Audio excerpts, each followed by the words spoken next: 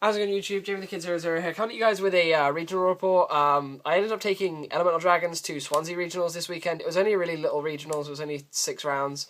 But I ended up going X and 1, only losing to Chain Beat of all things. And I just really wanted to test this deck out. And to be fair, it just seems to lose to heavy back row. But otherwise, if you can just get your plays off, it's absolutely ridiculous the advantage engines this offers. So I've got people in the background that are eventually going to distract me, so I'm going to be keeping this regional report quite short. I'm just going to go through the deck list of what I played for the event, and to be fair, my pairings will probably be in the description below. I played against 3 Evilswarm, 1 Chain Beat, 1 Fire Fist, and 1 Constellar. And to be fair, it sounds really weird, but I found Evilswarm to be one of my easiest matchups.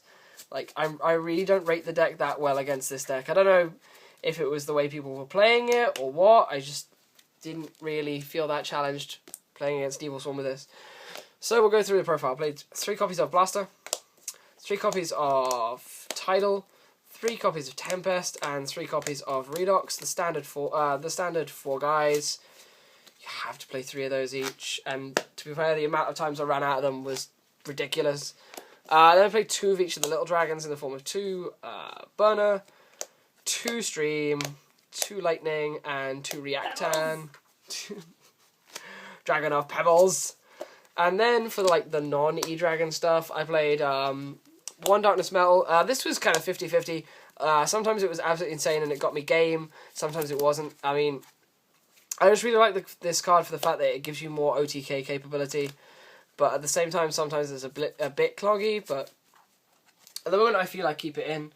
And then for the hand traps, I played 7. I played 3 copies of Effect Veiler, because Effect Veiler is just absolutely nutty in almost every matchup right now in this format. So it just slows down so many things, and the ability to go into your level 8 synchros is really quite something. And then I played 3 copies of Maxi in the main as well, which I didn't see that often. And to be fair, with the decks I played against, I'm really kind of glad I didn't see it, because playing against Evilswarm and Fire Fist with this is like redundant. And then the last monster I played was 1 copy of Swift Scarecrow. Just give me an out to some OTK plays. And it's an Earth, so it synergizes really nicely with Redox as well. So that was the monster lineup. I can't remember how many it was. Something like 28. I think that was my mobile count, but somewhere in that region.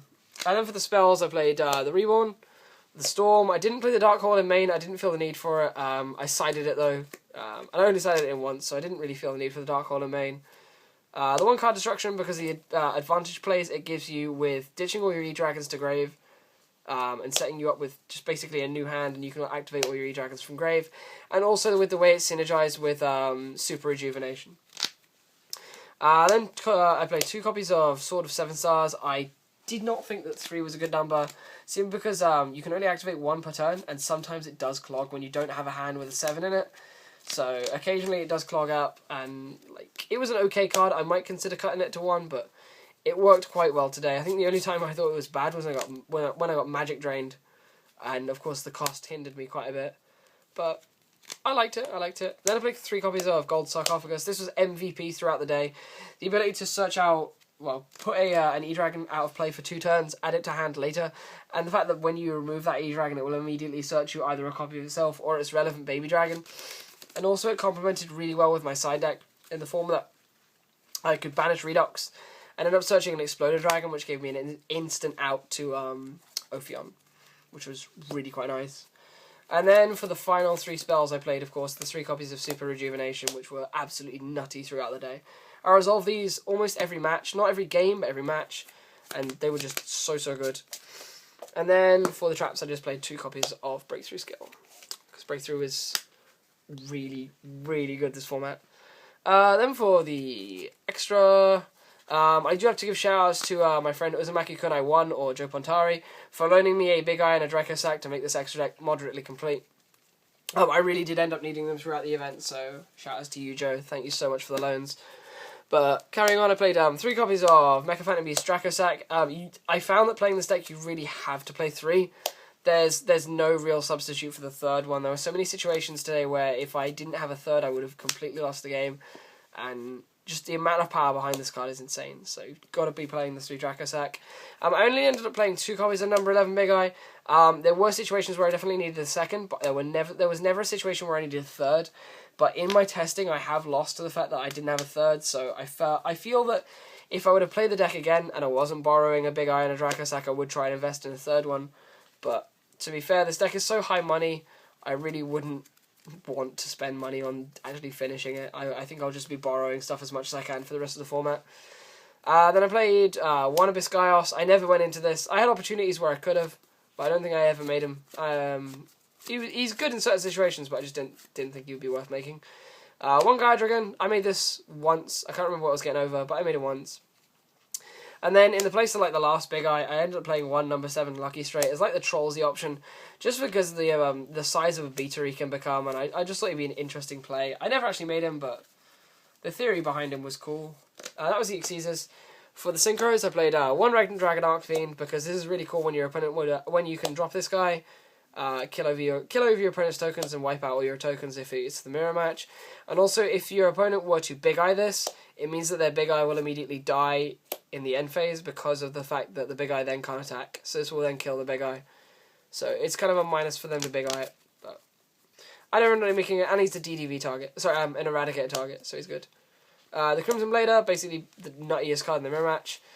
Stardust Dragon, I never made this. I never made Crimson Blader either. Stardust, I should have made this in one situation against the Chain Beat player, but I was reading things. I was reading cards like cards that target, like Compulse or Deprison. So I ended up making Thought Ruler Arcfiend, and it ended up being Mirror Force. But well, shit happens. Then I played like the best synchro that I played all day. Thought Ruler Arcfiend. This card put in so much work because a lot of people have been dropping things like Torrential Tribute or Bottomless for compulses and things of the like to help deal with this deck. Thought Ruler Arcfiend really put in so much work because of all the cards that targeted. He ended up straight up winning a game against an opponent who had 5 back row because 3 of the back row were compulsory evacuation devices and he couldn't really do anything because I could have just paid my way through it. Then I played 1 Scrap Dragon. This ended up putting in quite a bit of work and just removing back row threats. I made him once, but he was really good when I made him. Then 1 Ancient Sacred Wyvern. This was a really good card in theory with Draco Sack tokens, but I never ended up making it. And then the 1 Armory Arm, which again I never made, and then tokens for Draco Sack. That was this extra for the side. The side was kind of really hodgepodge. I threw it together really quite quickly. I ended up being 2 copies of Exploded Dragon. Exploded Dragon was basically my go-to out for Ophion, simply because I could deal with Ophion by Gold Sarking for Redox, and then immediately searching this guy with Redox's effect. And to be fair, against the 3 Evilswarm players I went against, I ended up dropping this and attacking with it 5 times, and every time it connected instantaneously. They never had an out to it, which is kind of a godsend, but this was so good, and I'd definitely keep it in. Then I played for the mirror match, which I of course didn't play against, even though there were 4 E-Dragon players there. 3 copies of Vanity's Fiend, because of your ability to go into Draco Sack and then tribute 1 token, leaving your Draco Sack, of course, safe. Tributing 1 token to drop Vanity's Fiend puts you in basically the best position you could ever be in the mirror, because other than having Blaster, there's basically absolutely nothing they could do, so this was really good. I then played 2 Drawn Lockbirds. I do owe a shout out to Ash, for my friend Ash, for loaning me these. I played 2 Drawn Lockbirds because there was a Prophecy player there, and I never played against the Prophecy player, so never needed them, but they were in there in theory. And then as my Trollsy kind of third option, because I didn't have the 3rd roll to loan, I played 1 Spell Canceller, just because it would have been so funny, but I never ended up playing against Prophecy, so it never went in. So that was the monsters on the side. Then, of course, I had to side the 3 MSTs for the Iron Walls and things of that nature, just to get around all the back rows cards that were going to go into hate on this deck. And then, of course, the Dark Hole. And then the last card on the side, which should be seen in 3s in every Elemental Dragon side this format, 3 copies of Eradicator Epidemic Virus. This card put in crazy work against all the back row decks, and it would have put in crazy work against, say, Fire if I'd resolved it, or against Spellbooks if I played against it. But this card is just so versatile in this deck, and it puts in so much work, and definitely probably one of the most dominating cards of the format. But either way, guys, that's about all I wanted to talk about with the list. I think I said this already, but I really don't rate Evilswarm against this. Like, if you can push through that Ophion, you're probably gonna win. If you can find your way around the Ophion, you're gonna win. And to be fair, there are so many ways around the Ophion that this deck naturally has. And then after siding, it gets absolutely crazy. So, like, if you were gonna play this deck, I really wouldn't fear the Evilswarm matchup.